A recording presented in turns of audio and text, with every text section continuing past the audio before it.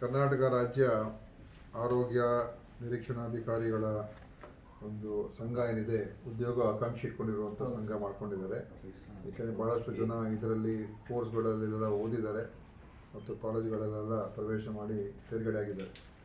ಈಗ ಹೆಚ್ಚಿನ ಅಂಶ ಇವರಿಗೆ ಉದ್ಯೋಗಗಳು ನಮ್ಮ ಇಲಾಖೆಯಲ್ಲೇ ಸಿಗಬೇಕಾಗಿರುವಂಥದ್ದು. ಒಂದು ನಮ್ಮ ಕಡೆಯಿಂದ ಖಂಡಿತವಾಗಿಯೂ ಇದರ ಅಗತ್ಯತೆ ಬಗ್ಗೆ, ಅದರ ಬಗ್ಗೆ ನಮಗೇನು ನಿಮ್ಮಿಂದ ನೀವು ನಮಗೆ ಬಂದು ಹೇಳುವಂಥ ಅವಶ್ಯಕತೆ ಏನಿಲ್ಲ. ಯಾಕಂದ್ರೆ ನಮಗೆ ಗೊತ್ತಿದೆ ನಿಮ್ಮ ಅಗತ್ಯತೆ ನಮಗೆ ಭಾಳ ಇದೆ ಅಂತ. ಆದ್ದರಿಂದ ನಾನು ಈಗಾಗಲೇ ನಮ್ಮ ಸರ್ಕಾರದ ಮಟ್ಟದಲ್ಲೂ ಕೂಡ ಇದನ್ನು ಭಾಳ ಗಂಭೀರವಾಗಿ ತೆಗೆದುಕೊಂಡಿದ್ದೀನಿ.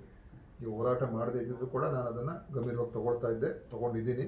ಮತ್ತು ನಮ್ಮ ಆರ್ಥಿಕ ಇಲಾಖೆ ಜೊತೆ ಈಗಾಗಲೇ ನಾವು ಚರ್ಚೆ ಮಾಡ್ತಾಯಿದ್ದೀವಿ.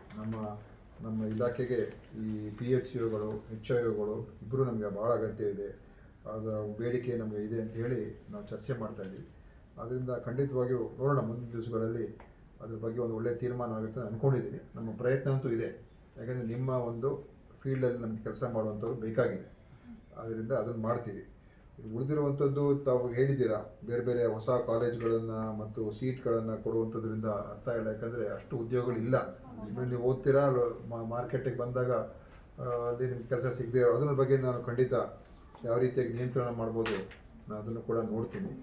ಆದರೆ ಅದು ನಮ್ಮ ಕಡೆಯಿಂದ ಅದೊಂದು ಎಫರ್ಟ್ ಹಾಕೋಣ. ಸೊ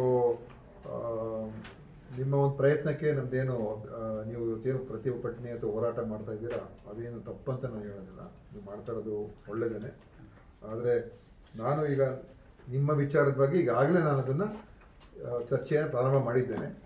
ಅದು ಸ್ವಲ್ಪ ದಿವಸ ನೀವು ಕಾದು ನೋಡಿ, ಯಾಕಂದರೆ ನಮ್ಮ ಪ್ರಯತ್ನ ಅಂತಿಮವಾಗಿ ನಿಮ್ಮನ್ನು ತಗೊಳ್ಳೇಬೇಕಾಗ್ತದೆ. ನಮ್ಮ ನಮ್ಮ ವೇಕೆನ್ಸಿಗಳನ್ನು ನಾವು ಫಿಲಪ್ ಮಾಡಲೇಬೇಕಾಗ್ತದೆ. ಅದರಿಂದ ಅದಕ್ಕೆ ಬಗ್ಗೆ ಶೀಘ್ರವಾಗಿ ಆಗ್ತಕ್ಕಂಥ ನಾನು ಪ್ರಯತ್ನ ಮಾಡ್ತಾ ಇದ್ದೀನಿ. ಓಕೆ, ಆದಷ್ಟು ಬೇಗ ಮಾಡ್ಕೊಡ್ತೀನಿ ಅನ್ನೋ ಭರವಸೆ ಇಟ್ಕೊಂಡಿದ್ದೀನಿ. ಒಳ್ಳೆಯದು.